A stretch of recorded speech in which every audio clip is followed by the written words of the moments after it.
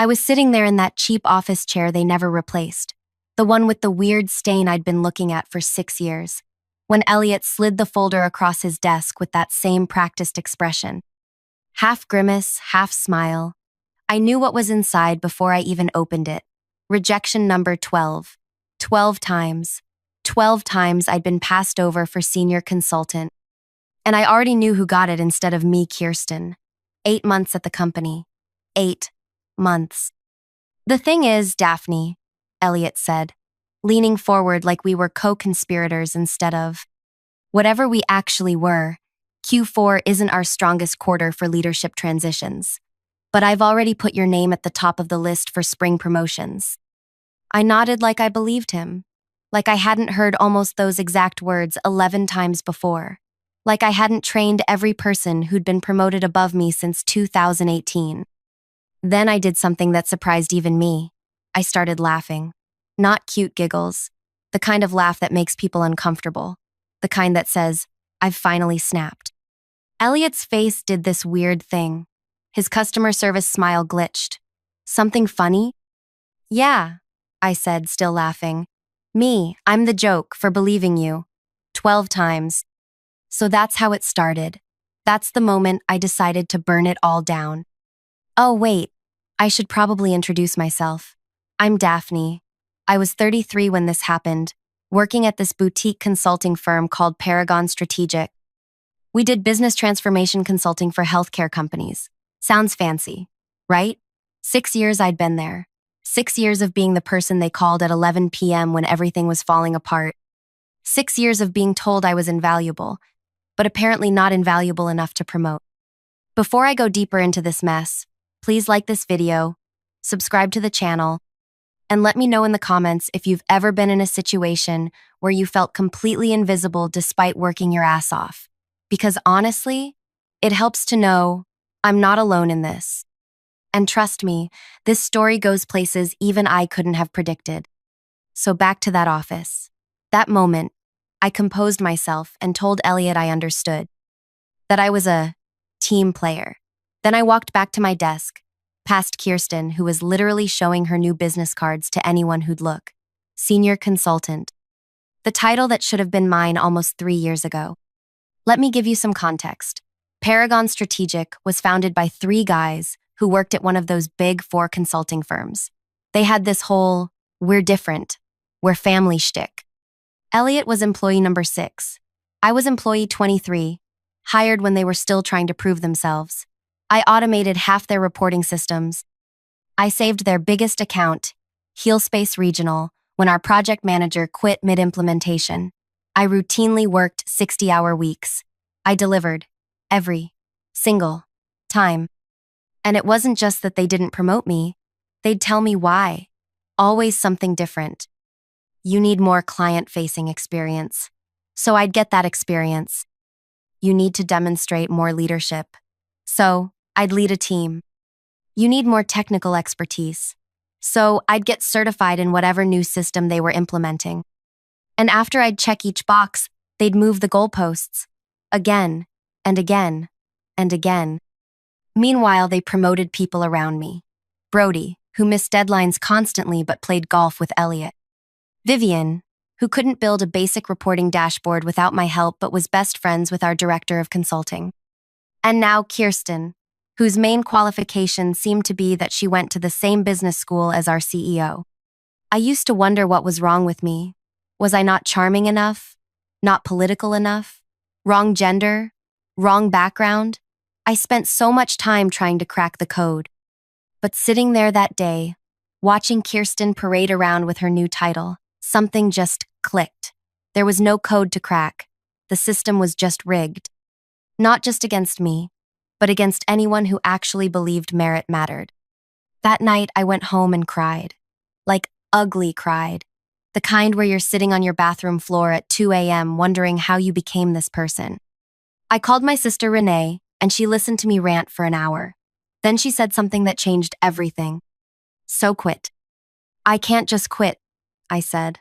I've invested 6 years. That's just sunk cost fallacy talking, she said. Renee's an economist.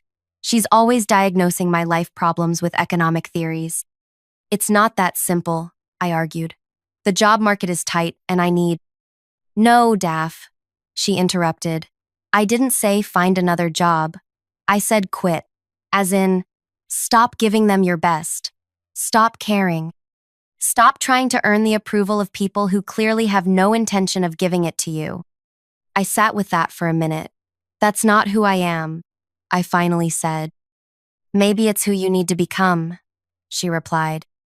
I couldn't sleep that night. I kept thinking about what Renee said, about how I'd spent 6 years trying to prove myself to people who had already decided not to see me. And something hardened inside me. A plan started forming. See, I knew things. I knew how everything at Paragon actually worked, not how they claimed it worked in their fancy pitch decks. I knew which clients were on the edge of leaving. I knew which projects were behind schedule. I knew where all the bodies were buried, metaphorically speaking. And most importantly, I knew that despite being denied a promotion 12 times, I was the glue holding at least 5 major client relationships together. The next morning, I went to work like normal. I smiled at Elliot in the hallway. I congratulated Kirsten. I answered frantic emails from project teams. But something had changed. For the first time in 6 years, I wasn't trying to impress anyone.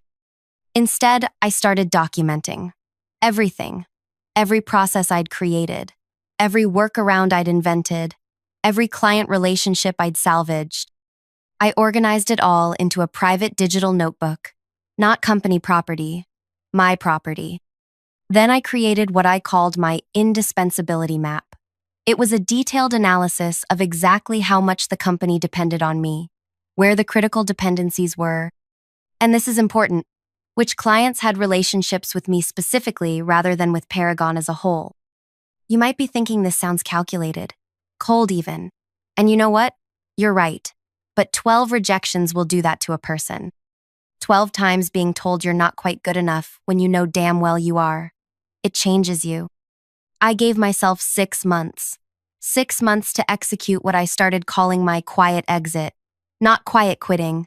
That's when you do the bare minimum. No, I kept working just as hard. But my goal had changed. I wasn't working for a promotion anymore. I was working for myself. The first phase was making myself even more indispensable. Counterintuitive, right? But necessary. I volunteered for the most complex client problems. I became the go-to person for troubleshooting. When our biggest client, HealSpace, had an issue, they'd call me directly, not Paragon's support line. I was careful about it. I didn't sabotage anything. I didn't create unnecessary dependencies. I just positioned myself as the solution to problems that already existed, and I documented it all. The second phase was building my escape hatch. I started having coffee with former colleagues who'd left for other firms. I updated my portfolio. Not my resume, my portfolio. Because I wasn't looking for another job, I was laying groundwork for something else entirely. Phase 3 was the trickiest. I had to start detaching emotionally while still appearing invested. I stopped taking it personally when Elliot would take credit for my ideas in meetings. I stopped feeling hurt when I wasn't invited to leadership lunches. I started seeing Paragon not as the company I'd given 6 years of my life to, but as a stepping stone to what came next. Around month 4 of my plan, something unexpected happened. They promoted someone else again. Lucky number 13.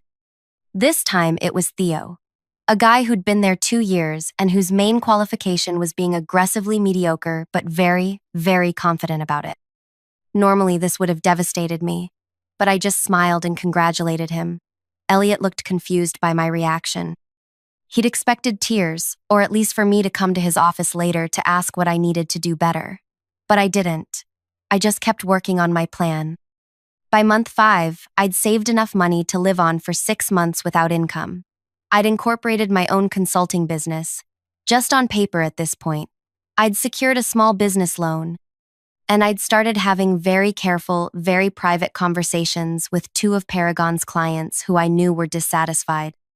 I wasn't poaching, not technically. I was just being helpful, answering questions, providing insights, building relationships outside the Paragon umbrella. Then came the day. 6 months to the day after rejection number 12. I walked into Elliot's office without an appointment. "I quit," I said, placing my resignation letter on his desk. His face went through about 5 different expressions in 3 seconds: shock, disbelief, anger, fear, and finally, the one I was waiting for: panic. "You can't quit," he said. "We're in the middle of the Heal Space implementation. You're leading the Meridian Health Project. We need you." I just smiled. 2 weeks' notice. It's all in the letter. "Is this about the promotion? Because we can talk about that. Q3 is coming up, and I've been advocating for you." I cut him off. "No, Elliot. This isn't a negotiation. I'm leaving." And now we're at the part where it gets really interesting. The part where my 6 months of careful planning starts to pay off. The part where they finally realize exactly what they're about to lose. But before I get into that, I need to take a quick breath because even now, 2 years later, telling this story makes my heart race. Makes me remember how terrified I was, how close I came to backing down, how many times I almost convinced myself to stay in that comfortable misery rather than risk everything on myself. So, do you want to hear what happened next? How they reacted when they realized what I'd done? How my revenge wasn't just sweet, it was sustainable. Because trust me, watching them beg was just the beginning. The 2 weeks after I quit were absolute chaos. I've never seen a workplace implode so spectacularly, and I had front row seats to the whole thing. First, Elliot tried to convince the partners that they could easily replace me. Called an emergency leadership meeting, which, ironically, I wasn't invited to, where he apparently said, "Daphne's contributions have been valuable, but we have strong systems in place." That's when they started discovering just how wrong he was. See, I hadn't realized how much of Paragon's infrastructure I'd quietly built over the years. All those late nights fixing things nobody else wanted to deal with. All those workarounds I'd created because the official processes were garbage. It was like I'd been holding the company together with duct tape and determination for 6 years. By day 3 of my notice period, the panic had set in. Suddenly, Elliot wanted me to document everything I did. He scheduled daily knowledge transfer meetings. He even asked if I could create training materials for my replacement, who, by the way, didn't exist yet. "Sure," I said, smiling sweetly. "My hourly consultation rate is $275. His face when I said that? Priceless. Like I'd suggested he give me his firstborn child. You work here," he sputtered. "For 11 more days," I corrected him. He complained to the partners, of course, but they were already in panic mode because HealSpace, our biggest client, had gotten wind that I was leaving. Their CIO, Lorraine, had called Paragon's CEO directly. I only know this because the CEO's assistant, Ren, told me over lunch. She said, and I quote, "If Daphne's not on our account, we need to revisit our contract," Ren whispered across the table. I've never seen Vernon sweat like that. By the end of the first week, they made their first offer. Elliot called me into his office where he sat with Vernon, the CEO. "We've been discussing your value to the company," Vernon said. Like this was a revelation and not something I'd been trying to tell them for 6 years. "We'd like to offer you the senior consultant position, effective immediately, with a 15% raise." I almost laughed. The promotion I'd been begging for, suddenly available now that I was walking out the door. "I appreciate the offer," I said, "but I've already made other arrangements." They looked shocked, like the idea that I might have options beyond Paragon had never occurred to them. "What would it take?" Vernon asked. "We can go to 20% on the raise." "It's not about money," I said, which was both true and not true. Of course, it was partly about money. I'd been underpaid for years, but it was more about respect, about recognition, about not spending another day in a place that had shown me 12 separate times that they didn't value me. By the beginning of the second week, things got desperate. Systems were breaking that only I knew how to fix. Clients were calling, asking specifically for me. The Meridian Health Project was behind schedule, and nobody could figure out the custom reporting dashboard I'd built. That's when they made their second offer. Senior manager skipping a level entirely, with a 30% raise and a seat on the leadership team. I declined again. "You're being unreasonable," Elliot said, his fake smile completely gone now. We're trying to make this right. 6 years, Elliot, I replied. You had 6 years to make it right. By day 10, Vernon himself came to my desk. He looked like he hadn't slept in days. Name your price, he said quietly. Whatever you want. Director level. Choose your projects. Work from home. Just stay. For a split second, I wavered. Director level would have been beyond anything I'd ever dreamed of at Paragon. The money would be life-changing. The power to choose my own projects was tempting. But then I remembered. 12 rejections. 12 times being told I wasn't quite good enough. 12 times watching someone less qualified walk away with the promotion I deserved. I'm sorry, I said, but my mind is made up. On my last day, I did something that surprised even me. I was professional. I handed over everything they'd asked for. All the documentation, all the contact information, all the project status updates. I didn't burn bridges. I didn't sabotage anything. I just left. As I was walking out, carrying my sad little box of desk plants and coffee mugs, Elliot stopped me in the lobby. You're making a mistake, he said. You won't last 6 months on your own. I just smiled. Watch me. Here's where the story shifts. Because my revenge wasn't quitting dramatically or making them panic, though, that was satisfying. My revenge was what came next. Remember those 2 dissatisfied clients I mentioned? The ones I'd been having careful conversations with? The day after I left Paragon, I had official meetings with both of them. Not as a Paragon employee, but as the founder and CEO of my own consulting firm, Clarity Partners. 1 week later, HealSpace canceled their contract with Paragon and signed with me. Not just the implementation I'd been working on, their entire portfolio of projects. When Vernon found out, he called me apoplectic.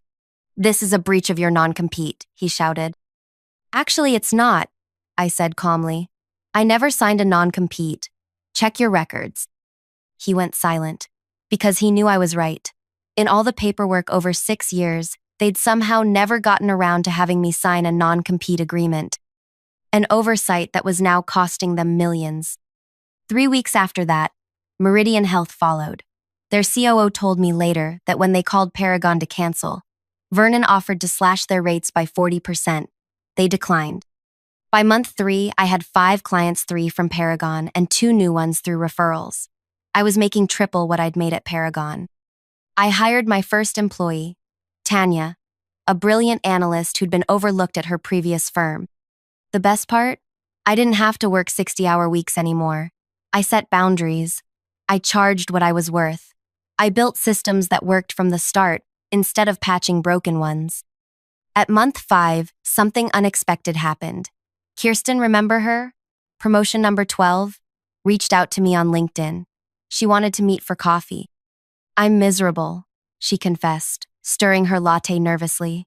Everything's falling apart there. Nobody knows what they're doing. The HealSpace account is a disaster. Elliot blames everyone but himself. I nodded sympathetically. None of this surprised me. They talk about you like you're the bogeyman, she continued. Vernon actually banned anyone from saying your name in meetings, but they also can't stop talking about how things worked when you were there. I couldn't help but feel a little smug, but also sad. Sad for the people still trapped there. Sad for the 6 years I'd wasted trying to prove myself to people who were never going to see my value. Why are you telling me this? I asked her. She took a deep breath. I want to work for you. I nearly choked on my coffee. Excuse me? I know it's weird, she said, and I understand if you say no, but you built something amazing in just a few months. You're doing the work you want to do, with clients who respect you. That's what I want. I studied her face, looking for signs of deception. Was this some kind of corporate espionage? A trick to get me to reveal my client list? But all I saw was exhaustion, and something I recognized intimately, the desperate need to be valued for your work. Send me your resume, I said finally, and we'll talk. 6 months to the day after I left Paragon, I got a call from a number I didn't recognize. When I answered, a familiar voice came through. Daphne, it's Vernon. My heart skipped a beat. Hello, Vernon. What can I do for you? We need to talk, he said, his voice strained. Things here are. We're struggling. The quarterly numbers are the worst they've been in 5 years. We've lost 7 more clients since you left. I waited, saying nothing. We want you back, he finally said. We'll match whatever you're making now. Double it even. Director level, equity stake, whatever you want. I closed my eyes, taking in the moment. This right here, was what I'd wanted to hear for so long. Validation, recognition, the admission that I had been right all along. But it came too late. I appreciate the offer, I said, echoing the words I'd used when rejecting their previous attempts to keep me. But I'm not interested. We're desperate, he admitted, his voice cracking. Please, just come in for a meeting. Name your terms. That's when I realized something important. My revenge fantasy had always ended with them begging me to come back and me triumphantly accepting on my terms. But now that it was actually happening, I discovered I didn't want to go back. Not for any amount of money, not for any title. Because I'd built something better, something that was mine. I'm sorry, Vernon, I said, and I was surprised to find I actually meant it. But I've moved on, and you should too. After I hung up, I sat at my desk, my real desk, in my real office, with my company name on the door, and I cried. Not sad tears, not angry ones. Relief, release. The final letting go of 6 years of feeling not quite good enough. Today, Clarity Partners has 17 employees. We've doubled our revenue each year for the past 2 years. We're selective about our clients, our projects, and most importantly, how we treat our people. Kirsten is now my director of client services. Turns out, when she's not trapped in a toxic workplace, she's actually brilliant. Tanya runs our analytics division. We even hired Ren, Vernon's former assistant, as our operations manager. Paragon? They're still in business, but they've downsized dramatically. Elliot was let go last year. Vernon reached out again 6 months ago, this time proposing a merger. I declined politely. The revenge wasn't in watching them struggle. It wasn't even in building something successful of my own. The real revenge was discovering that I never needed their validation in the first place. That I could value myself even when they didn't. The 12 rejections? They were actually 12 redirections, pushing me toward where I was supposed to be all along. So if you're sitting there right now, feeling overlooked or undervalued or stuck in a place that doesn't recognize what you bring to the table, please hear me. You don't have to set yourself on fire to keep other people warm. You don't have to keep auditioning for people who have already decided not to cast you. Sometimes the best revenge isn't about getting even. It's about getting free. And look, I know this story might seem too perfect, too neat, but I promise you it's real. I have the battle scars and the tax returns to prove it. If you connected with any part of this story, please hit that like button and subscribe to the channel. Drop a comment below if you've ever had to walk away from something to find your true worth. I read every comment, and your stories help me feel less alone in mine. Thanks for listening to me ramble for so long. Sometimes I still can't believe how different my life is now compared to where I was 2 years ago. Just remember, your value doesn't decrease based on someone's inability to see your worth. And sometimes, the most powerful thing you can do is walk away. See you in the next video.